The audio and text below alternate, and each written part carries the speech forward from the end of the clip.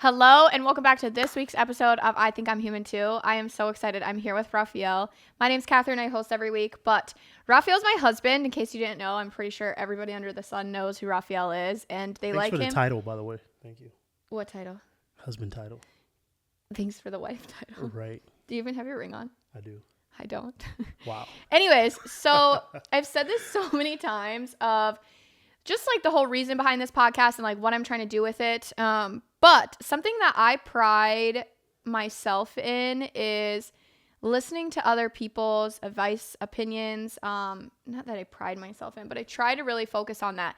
And every time I post something with Raphael, a bunch of people are always like, bring him on more. And Raphael will probably get into a full episode of like his life, where he's come from, what he's done, all that fun stuff. I think you've got an awesome story that a lot of people would relate to. But I've said this many times. My first episode is always going to be just whatever I want to blurb about. I'll do anything and everything under the sun. And then the part 2 is where I open it up on Instagram and people ask questions, and I either give advice to, I answer more questions on, or I answer the questions because I've said it many times that sometimes when you're just talking to yourself or to a camera, you get lost in your own stories, you blab, you blubber, you just get lost. So I turn it to Instagram and I let people ask questions, and then it helps the viewer and the listener just kind of understand more, get to share their side of the story, whatever they want to do. They can share their own anythings. But I thought it would be great to have Raphael on to give kind of like a man's piece of advice. Something I absolutely love about him. I know he's listening. It's kind of annoying that a man's piece of advice. Well, but you also come in with such an unbiased opinion with absolutely everything you do, which I absolutely love. So sometimes, like, if I'm at home and I'm in the wrong and I tell him something, like, even if it's just like me and my girlfriend are bickering about something, he'll be like, Catherine, like, she's right. You need to apologize. But sometimes if I am in the right, it's good to hear, because I truly believe that he believes that I'm in the right. So you're a very good middleman of... I like to sit on the fence on things. Yes. See it from both sides. I think that's why I really like you and resonate with you a lot, even back in the day. You like because, me? Well, yeah, you're okay. Thank you. Because you always sit on and see both sides, and I respect that a lot about you. So I'm going to get to the questions. If you listened to last week's episode, I really want to kind of get away from talking about family stuff right now, just because I've been talking about it more often just because it's really heavy on my heart, but there's so many other topics. I have a notebook filled with hundreds of topics. That was something when I first got into podcasting. I was like, someone had said, well, at least have at minimum 10 topics you want to talk about. I filled that page. Do you remember I sat at the table and I wrote definitely. like, it was insane. So there's so many other things that I want to focus on and get into. And I think right now, again, just because the family problems are just so persistent and heavy on my heart, I've been talking about them. But at the same time, I think right now, maybe it's just best for me to stop talking about them until I feel like I'm fully healed from some of the things and I'm able to talk about them in a different manner. I don't know if necessarily how I would speaking on them was as comfortable as I would want to be. Yeah. So last week's topic was kind of that, pulling away from toxic people, finding new community. We had gone to church on my dad's 6 months. I said that in episode 1 we went to church, and the church was speaking on loneliness. And I kind of said, I don't really necessarily believe in loneliness. And I don't want to say that with, what's the word? What is it? Being almost insensitive. Yeah. I don't want to be insensitive, because I know when you are lonely, it's a very lonely feeling. When you're sitting in a room by yourself, or even, again, like I said in the last episode, if you're in a room full of a ton of people, loneliness can feel extremely secluded. You can feel really low about yourself, your life choices. You start to get very mentally in your own head. But I truly believe it's just that you're not in the right community. Just for example, right now, I don't have any girlfriends that have lost my dad. My husband hasn't lost his father. Like, granted, that's a blessing that they haven't had to go through that yet, but that doesn't mean I'm not alone. As soon as I went to social media with it, I was flooded with a community that did have that experience and resonated with that and understood it. And I've said some things that I put online that some people might not necessarily agree with, but the people who have been in that room and in that feeling, they were 110% like, no, you're so right. So I don't really believe that loneliness is a real thing. I don't know the right word. I don't believe that it's... I think it's subjective to the person. Absolutely. I think loneliness is a real thing. And we speak from empathy when we say, you don't necessarily think it's a real thing for yourself, though. I think, you know, personally, again, for you, you may not see it in that light, but other people may see loneliness in that, in that light. And I actually heard someone say before, it was this famous rapper. He said that he had a house with 50 rooms, but at night he sat really lonely, right? So, and I took that as, you have all the space in the world for people to be with you. And even when, even if they're there at the same time, you just feel lonely. Maybe you don't feel that connect. And like you said, I think it's huge that people understand that when you get around groups of people that are like-minded or have the same interest, I think that loneliness does go away, Yes. Yeah. And that's where I agree that loneliness is a real feeling, and it does happen every single day. Like, obviously when you're at work, I'm alone, right? But I think it's when you're going, where I'm taking the lack of loneliness and saying that I don't believe in it necessarily is because I see how powerful community is. Yes, definitely. But you have to talk about, hey, I'm feeling lonely because I'm going through this, or this. Some people in the room might not be able to resonate with what you're saying, but getting out there, getting in a new environment, speaking on things that are uncomfortable. That's the whole reason I want to do this. Sometimes there's stuff on here that I still, even like I just said, the family stuff is still uncomfortable to speak about. But that doesn't necessarily mean that I'm alone in those feelings. There's hundreds of thousands of people out there that probably resonate extremely. So that was kind of where I was going with it. I opened up. I'm going to have to move this mic probably to this side. Do you think I should do that? No, because it's going to kind of block. All right. Right now it's fine, but I'm not loving it. So if you're watching on YouTube, this probably looks very uncomfortable, and it's because I am. And if you're listening as well, obviously you're listening because you got ears and you're listening to the podcast, you're listening to the YouTube.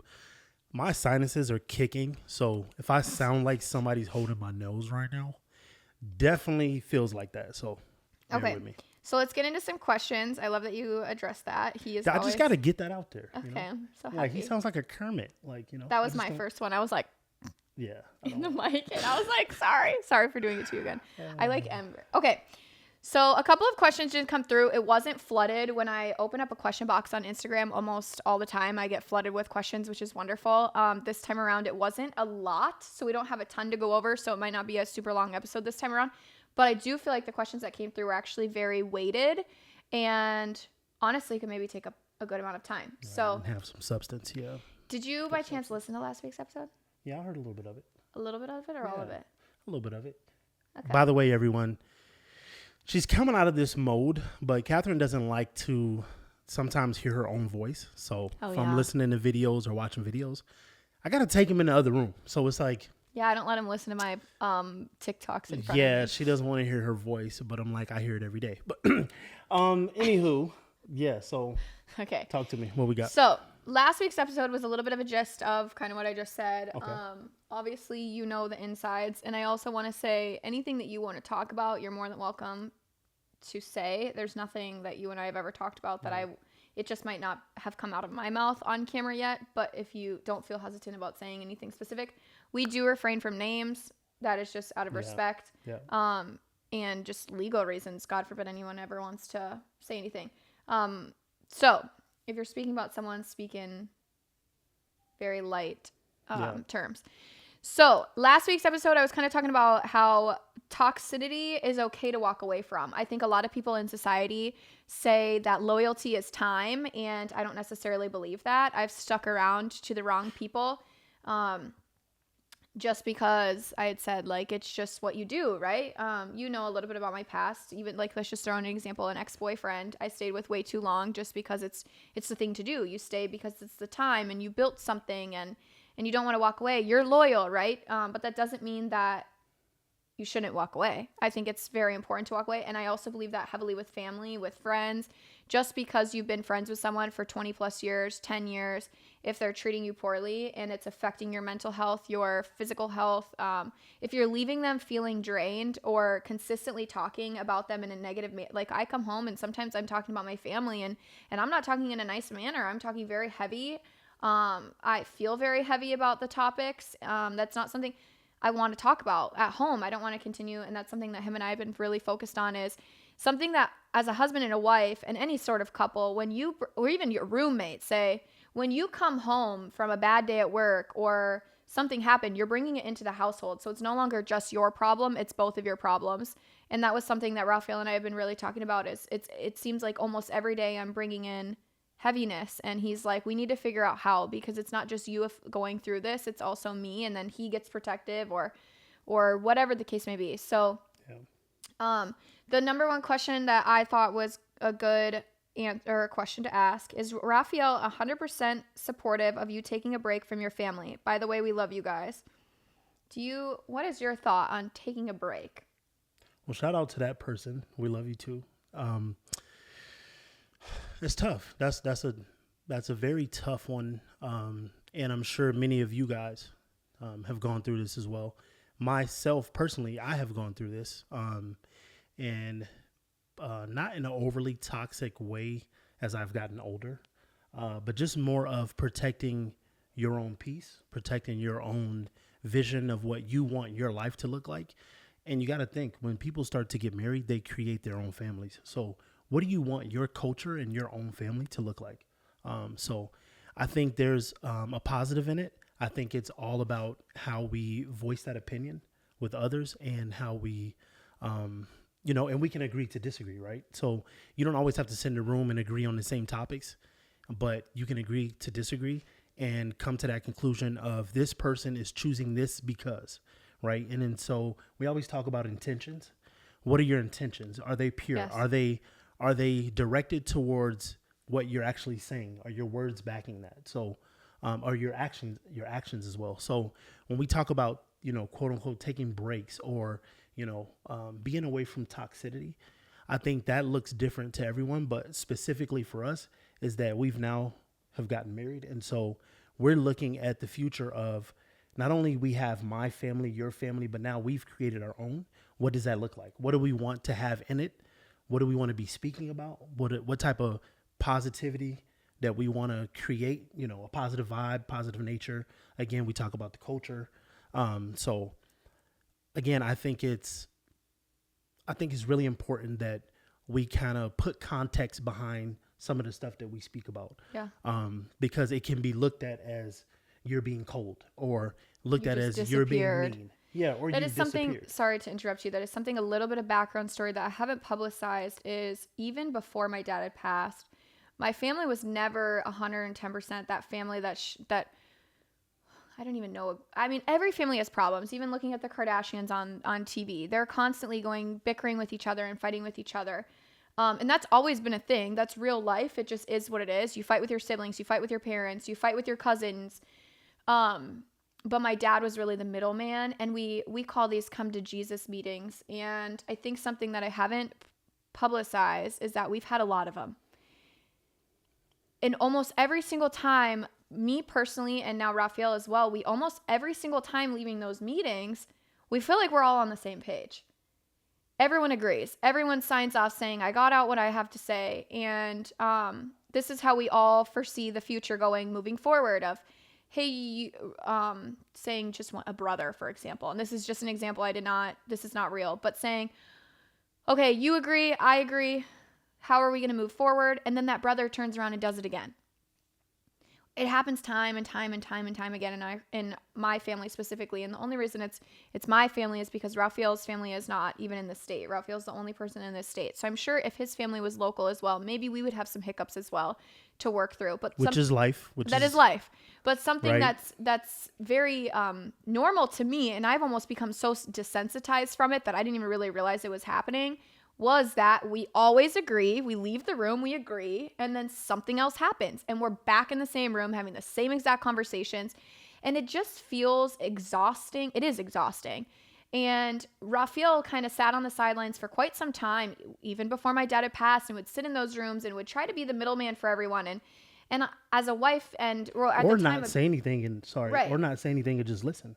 Right. But when we were dating, I didn't really say much to him. I didn't say like, oh, this is how my family is. I just kind of wanted him to vibe it out on his own because of who you are and your profession. You're very good at reading the room, reading people, reading the whole situation. So I didn't want to taint his brain in any sort of way. And he started realizing this stuff was happening. And then he was like, hey, Kat, like, do you realize that this is like a common thing? Like, we're constantly sitting in these conversations, and And then he would call me on my actions and be like, hey, like you said in that room you would do this or this. And now I see you out in the world because we're always together. And he's like, you're not honoring what you said. And so that was where I really started to look at who I was and what I was doing and how I was treating people.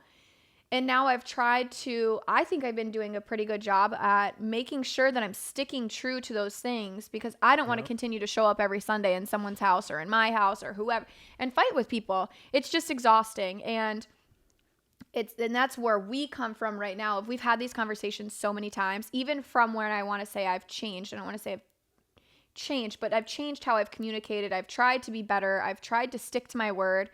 I think I've done a pretty good job at it. And so now I'm looking at the accountability of others and hoping that people hold up their end of the deal, and that's not happening. And so that's where him and I are saying, how many more conversations can we have? Because it's very time consuming, mentally, emotionally, and actually sitting there for even 2 hours is 2 hours out of our week that we could be having as a fun couple, or doing anything under the sun, finishing our freaking stairs. I know you can't see it in here, but one day. One day. I think, sorry to cut you off, but okay. I think we also have to be cognizant of the fact of the viewers and the listeners. This is real life, right? So we don't want to sit here and the family on TV and the Brady Bunch. Like, that's not realistic. It sounds good. It looks good, but it's not realistic for probably 99.9% of us in this world. There are a small percentage. Right, and let me just tell you, I am jealous. Okay. I am jealous. Probably a small percentage. Right. Exactly. But, I think that when viewers and listeners are listening and watching this, I want you to take away from this the fact of it is not unhealthy to have the conversation. I think the communication piece to everyone voicing their opinion or being able to speak. And again, you can agree to disagree. That's fine. But it's the fact that you sat in the room and you had the hard conversation. And so I just want to make sure that that's clear, that if you yourself are going through that, what does that look like for you to sit with those people or that person in that room and have that conversation? Now, to piggyback that as well, right? Like Catherine has said, when it happens, several times, then it's still one of those things where you want to continue to repair, but at what point have you exhausted your own mental, emotional, physical, spiritual self? So you got to kind of take a look at it as that. Obviously, that requires a little wisdom, and with time and life and experiences and things of that nature that comes about. Yeah. But I do want to say that the conversation itself is going to be healthy, and it's going to be hard, and it's going to be topics, and it's going to be digging, and it's going to be understanding, it's going to be crying possibly. So I think that's healthy. I don't want people to look at it as something that's malicious or whatever the case may be. I was just going to say off of that too, that's something that I think I struggled with, even just meeting you and when we fully started dating, of like, I think accountability is very hard because it's not him holding me accountable. It's me having to hold myself accountable. Yeah, self-accountability. Yeah. It's especially when you're taught a certain thing and then you're having to rewire your own brain and look in the mirror and just really dig deep. It's very uncomfortable. And then when you get into, say for example, I don't want to hold myself accountable that day, but Raphael does. He's not being mean. He's not harassing me. He's not bullying me. He is just trying to say, hey, you promised yourself this. You told me you promised yourself this. So now I'm making sure that you hold yourself accountable. If you don't want to, then I'm going to put my hands up and be like, you know what? But you told me something. And so now I'm trying to hold that true. And I think that's something that a lot of people don't like about certain situations where people are stern and say, hey, this is what you said and you put it out there, I'm holding you to it. And I say, for example, like exactly like I just said, I would get mad, or I'd be like, you know what, leave me alone. And we still have this problem each and every day. Like this morning, facts. Going to the gym. He was like, you say you keep wanting to go to the gym. Get up go to the gym. I was like, but babe, I don't want to go to the gym. And then he got annoyed with me this morning because he was like, you keep saying this. We pay for a gym membership because you say this. And yes, that was considered like where I could say, oh my gosh, he was annoying me all morning, and he's been harassing me all morning to go to the gym. But it was really because that was what I had said. And I know we have to move on, but I learned this a long time ago from a lot of my coaches. I played, obviously, well, blah, blah, blah. We'll get into my whole life story thing. Kind of Ooh, uncomfortable, but spill sure. the tea. But I was playing football in California a while back, and my coaches were like that. And so I couldn't understand it. Pounding me over and over, just saying things and always pushing and wanting more for you. But in that moment, you can't understand it. It feels No. like you're being attacked. It feels like you're being bullied. It feels like they're pushing you to the extreme limits. And then years go by and you actually thank them. Absolutely. You go back and you actually thank them. Absolutely. And then the last thing, and I know we got to move on, but the last thing, this is what they told me. If you truly love someone, then you're going to hold them accountable because you care about the future them, not the present them. The future them is going to be molded and evolved. So do you think that could tie into self-accountability as self-love? And if you don't love yourself, that's why maybe some people are struggling with accountability? Someone can see it as that, yeah. Interesting. Yeah. Okay, I know we All got to right, move on. yes, we're going to Sorry. go. I want to answer a couple more. One is, how do you pull away from your family specifically without being disrespectful? I think is that, again, just that conversation in the room and then expressing your side of things and then how you would maybe like to move forward. Yeah, that's something. I'm a cutthroat kind of person when it comes to, I will ride or die for someone. Sometimes it's not the right people for too long, but when I'm done, I'm done. There is no questions asked. It is just, if I cut you off, it's for a very, very specific, you know why. Like there's no explaining needed. And I've done that quite a few times in my lifetime. And it's like, normally the people don't even ask why. They don't want to fight about it. They just say, Yeah, they're like, you should they know know. at that point. Yeah. They know. But what I'm struggling with right now is I don't want to just disappear from my family and say, you know what, like when you figure it out, we'll go from it. But I think both parties sometimes don't see themselves in the wrong. Right now, I think that was something I was struggling with last week. I had my first panic attack because I had gone to go visit my grandmother and my aunt was very upset with me for something I had posted online. Which was misinterpreted, by the way. Absolutely. And that was her own. Yeah. And words were Yes. put in place. Yeah. But what I struggled with is one more person telling me I'm a horrible human. And I freaked because I was like, when I was in the car, I flipped out and I just like not flipped out in the sense of like anger, but I was like, everybody keeps telling me it's me. It must be me. So then I'm sitting here and I called my mom because there was something that had happened in that encounter that I wasn't ready to tell Raphael about. And I knew if I called him, he would not be okay. So I wanted to wait until I got home, but I called my mom and I was like, this just happened. And I said, I just don't understand that. Like, if so many people are like, it's you, at one point, do you look in the mirror, right? That's a big thing. That's huge. That's you a big have to thing. do that. You have to be like, okay, if there's 10 people saying like, Catherine, that shirt is ugly, you might be like, oh, okay, that shirt's ugly. Or Catherine, the way you're speaking is really rude. Okay, I get that. But I just keep hearing from people that I'm nasty and I'm mean and I'm talking and I'm doing all this stuff and poor pitiful Catherine. And I pour my heart out on social media to get remorse from them. And I had said to my mom, I said, all these people keep telling me to look in the mirror. And I can say wholeheartedly, I know for sure I can't speak about a year ago even, who I was a year ago, or even 4 months ago, even a month ago, like I can't speak for. But right now, if I look in the mirror at who I am and what I'm doing and what I'm trying to portray with what I'm saying and putting out there on my platforms, I actually feel very good about. And so then I was sitting here thinking, okay, so if my intentions are pure, my morals and my values are aligning with what I'm doing, I got to look at the critic. You got to look at the critic. Yeah. And all the people that are saying these things to me, I'm like, you know what? I guess that's your view, but I feel grounded in who I am. And if you can say that about whatever scenario you're going through, again, I do think it's important to get multiple unbiased opinions on the situation. Correct. And say, hey, this is going on. And if those people that you trust, like I confide in Raphael, I confide in a couple girlfriends to always shoot me straight. One specifically I can call up and no matter what it is, my mom included. I go to my mom with a lot of stuff, but she is one of those moms that she's cutthroat as well. She's straight to the point. If you're wrong, you're wrong. If you're not, you're not.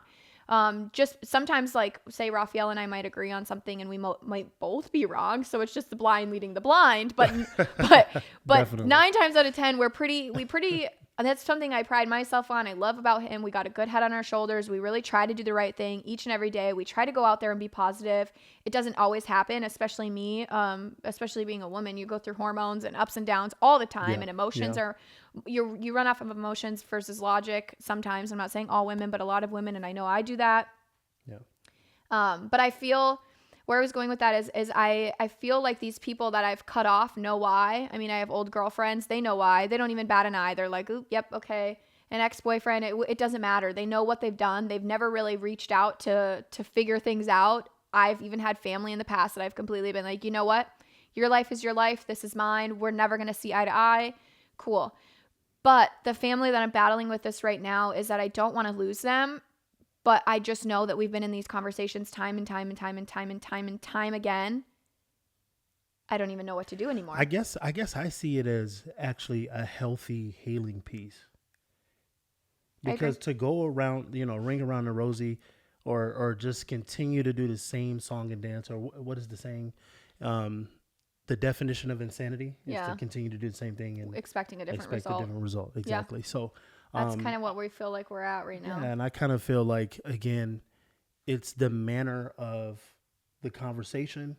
It's the solution at the end of the conversation of how you would like to move forward with your own peace, though. Yeah. So even if they're not peaceful with you leaving after you've had to come to Jesus meetings several times, and you feel like you're at a place where you can lay your head on your pillow at night and sleep good, I mean, that's huge, because a lot of people can't, and they hold on to stuff and struggle with things for years, thinking that they have to have an approval from other people or other things in life. That's me. That's what I struggle with, is the approval of my family, and I've always been that way. I don't care who you are on social media. People can bully me all day long. It doesn't really offend me, but it's my family. I don't know what it is about myself, but until I get the gold star from the family, and that's something that I'm starting to learn, is I'm not going to fit in. You have taken. I'm not going to fit in everyone's mold. Yep. None of us will. It just is what it is. I mean, even if you want to get into like, what is it? I'm a Libra, he's a Capricorn, right? Even if you want to get into there's some times where personalities just will never match up. It does not matter. It just is what it is. Shout out to the Capricorns, by the way. You're such a loser. I know. These are a little bit different from family-related questions, but they're kind of, again, like we said, we wanted to get out of that. Raphael just said that. We should probably turn away from that. So a question is, and maybe from a guy's perspective, this would be great. We can both answer individually of how we deal with this. What do you think an important way to cope with your mental health is? So if I were to interpret that question, what is, as a man, as Raphael, what's your number one way to cope? And just do like one way. Do like your biggest thing that you would turn to. Do you have an answer for that? Wow. Whoever wrote that, that's deep. That's crazy. Okay. Not crazy, but like that is awesome. I mean, especially we're talking about 2023 where the awareness is at an all-time high with mental health. I think that's a huge question, but for myself, and again, this may look different to each and every last person. So yeah, that's what I'm saying. Answer as Raphael. Exactly. So for myself, I would say keeping busy. And that sounds weird, but I think you know me. I like to go to the gym. I like to clean. I like to, look at the stock market, do stocks, talk business, call my friends, spreadsheets, like, several different things, Could you say that's avoiding though? Or do you think that's healing? Yeah. And honestly, a piece of me, and I would say like 10% of the piece of that, I would say is somewhat avoiding. And the 90% of it, I would say, is not only healed from past traumas, but accepting my own journey and accepting that I should love myself, and myself should mean more than putting it in other people's hands. So, which is a clean house, a clean workspace, and a healthy body. I do believe that he thinks that truly. Yeah, I think some people clean, go to the gym, and they can, because I have a very specific friend that comes to mind, and she does all those things, but it's not in a healthy way. Yeah, and for myself, it's just I have been kind of in your spot before, And again, different situations, but I've been in that role of thinking other people's opinion should matter more than mine. Mm-hmm. And when I let that go, I was an eagle. I was a hawk in the sky. I was an eagle. Yeah, I was flying. So, I mean, again, that is different to each and every person. But for myself, Raphael, that's how I deal with it. I think, how do I handle my mental health? How do I handle my mental health?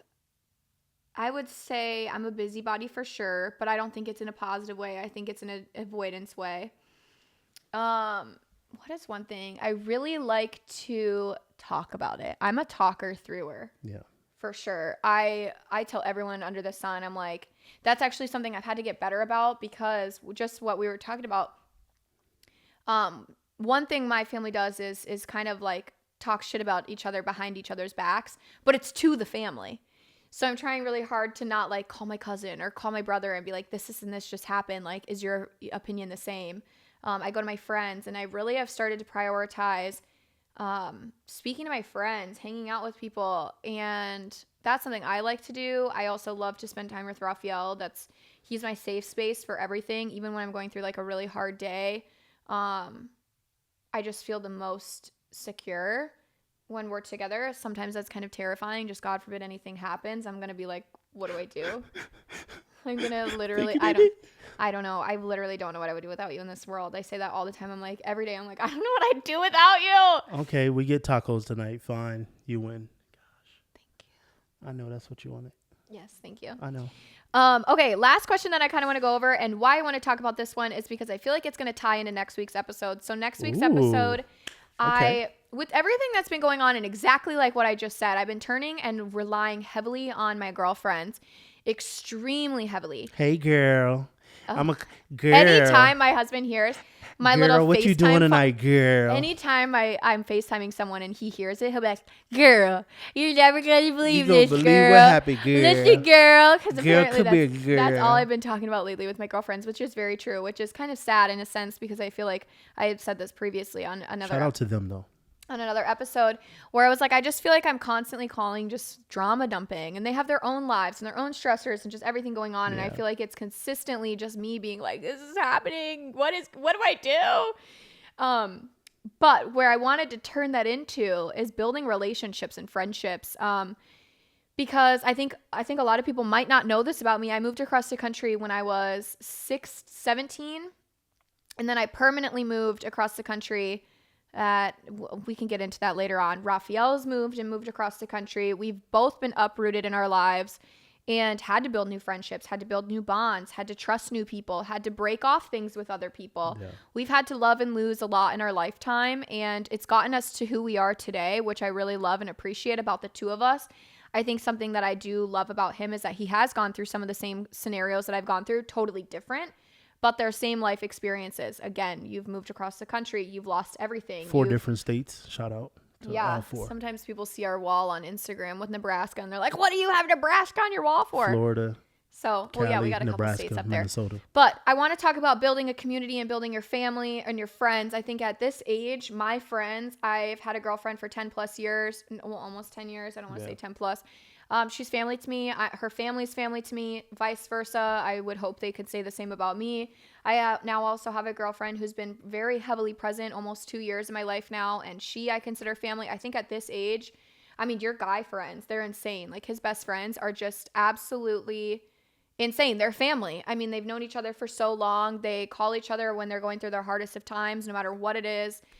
They've really built a community and a trust and a foundation. I could not have said that about myself 5 years ago, even 4 years ago.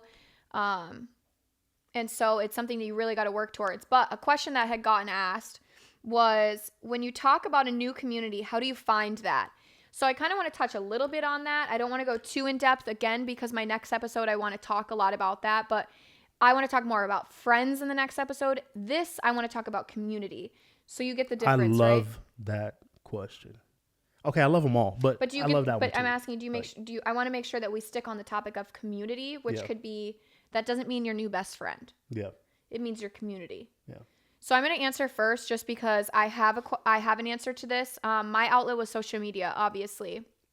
I really, really, really believe this. I burn this into everybody's brain that I can get in touch with. I'm like, so my one of my brothers, for example, he goes through different things in his lifetime. I have a brother who's a type 1 diabetic. Right there, the amount of community behind a type 1 diabetic is insane. He's gone to like summer camps. He's gone to all these different events over time because it is a struggle and it is a hard thing to go through, especially as a child. There was children's camps and we even had camps as a family. Your whole family would get to go and learn about type 1 diabetes and learn how to work with them and how to save their life if anything's going on. But that was something as a child that really resonated with me, as like when you go to this camp, right? I got to go a couple years. It was called Camp Boggy Creek. Shout out to them. They're a huge organization. I absolutely believe in their foundation more than I could even relate. I think they're absolutely phenomenal.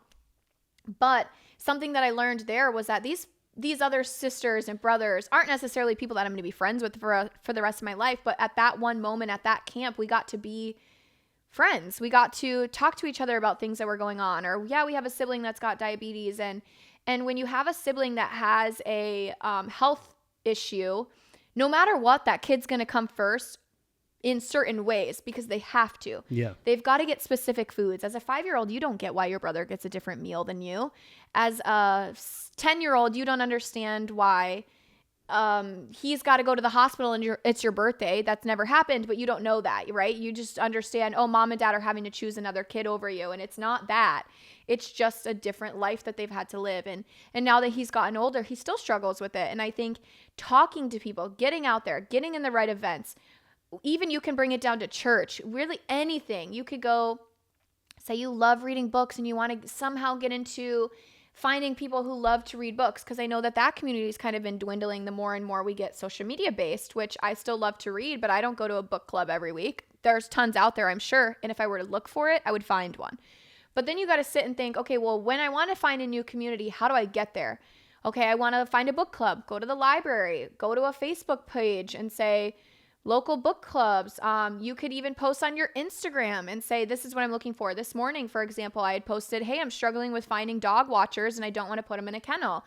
I've gotten so many responses there. So it's just vocalizing what you're looking for and you're going to find the community.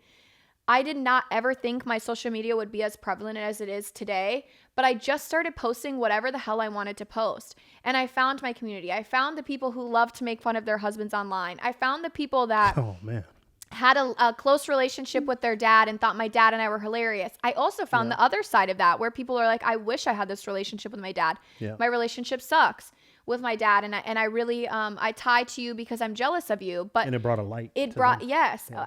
It's gone to everything. I mean, I've posted about anything and everything under the sun I talk about. I've found the people who really support me for that reason. There's probably a lot of conversations, say if I were to meet these people in real life and we bring up politics. Yeah, we're not going to agree on everything, but what we can agree on is that we find it's funny to make fun of your husband. Or joke and bring a lighthearted side to relationships. Yes. I think that there's a huge thing of like every relationship has to be perfect. And I think we've also come out of a generation where the men rule the house and dinner on the table at 7. That's not our life. I don't know if maybe some families are still like that. I know even in my close girlfriend circle, there's still some guys that they are seeing or with and they still kind of have that mindset of the men need to bring in more money and the men do the lawn work and you cook and clean and that's okay. That's their relationship. Right. That's what works for them. But that's not ours. And so posting online, people are like, do you even like your husband? And I'm like, yeah. But in reality, when you live with someone day in and day out all the time, 24/7, there's going to be shit that annoys us. And our way of dealing with it is mocking, making fun of it, joking about it. And they didn't know I did that to you either. So no, thank you for clearing that one up. We'll get on that definitely. Too eventually. Definitely. I love Raphael's not. I love it. He's not sitting here in the background like, oh goodness, I can't believe you'd say that to me.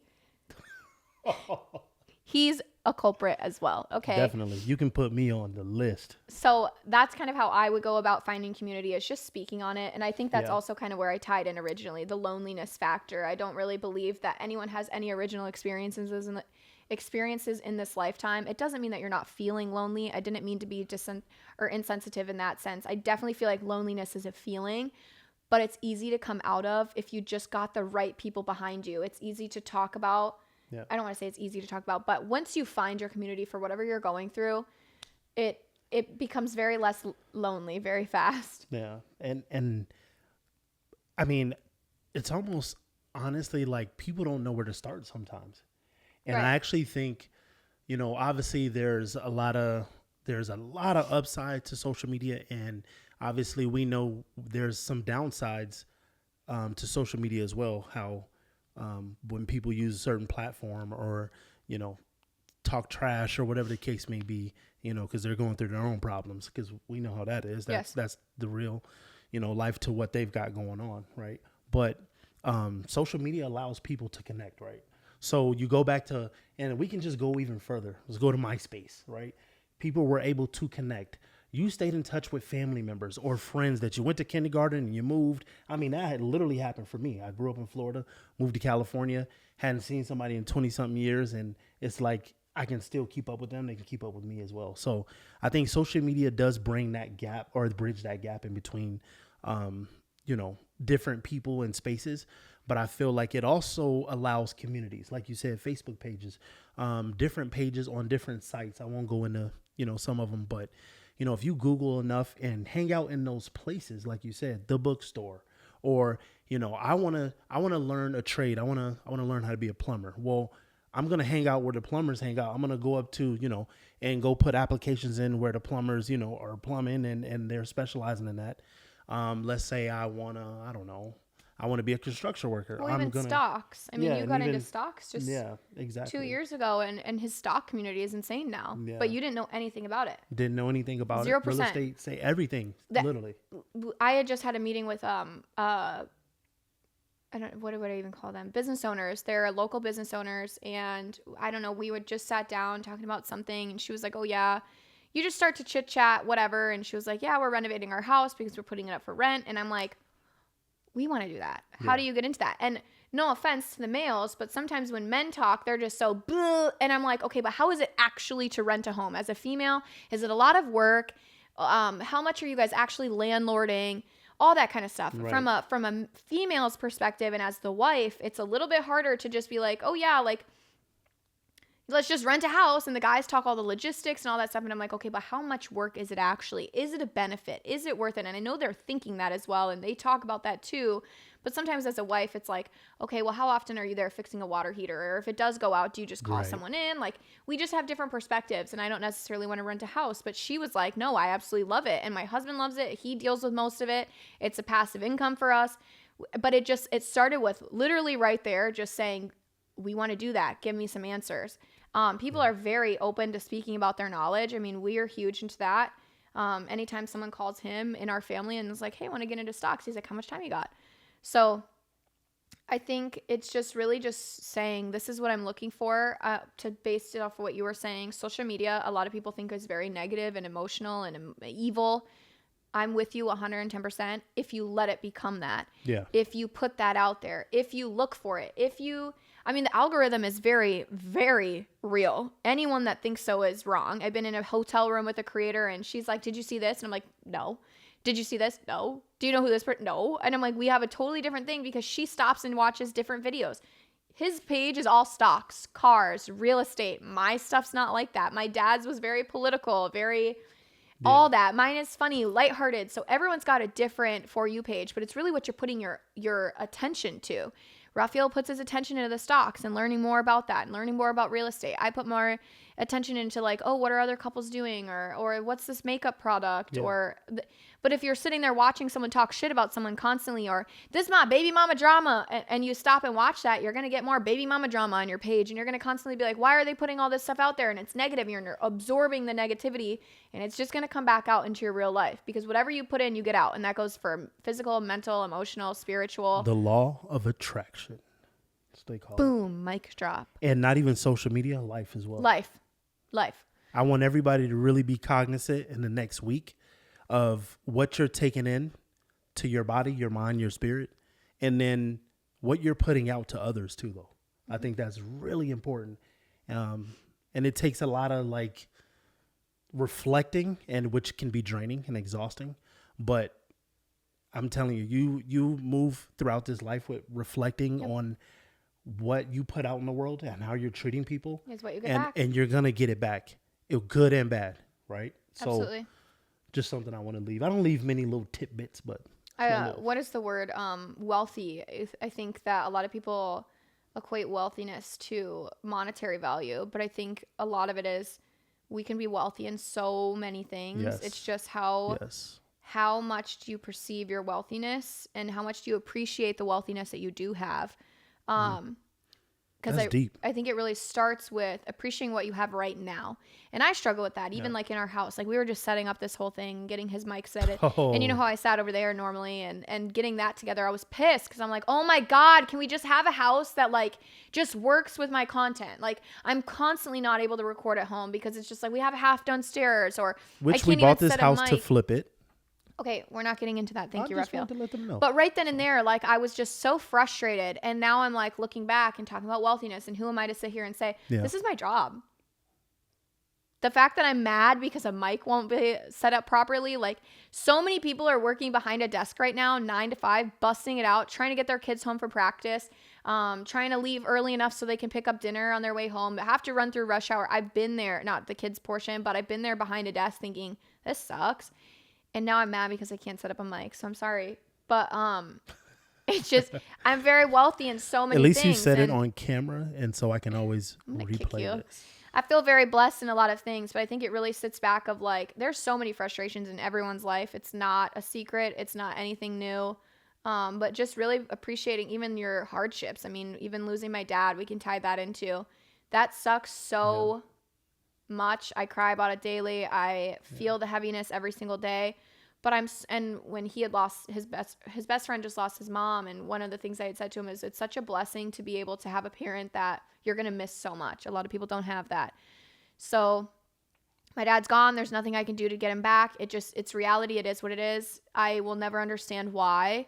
Maybe one day when I get up there with him and I say, what the hell, Bill? What the fuck?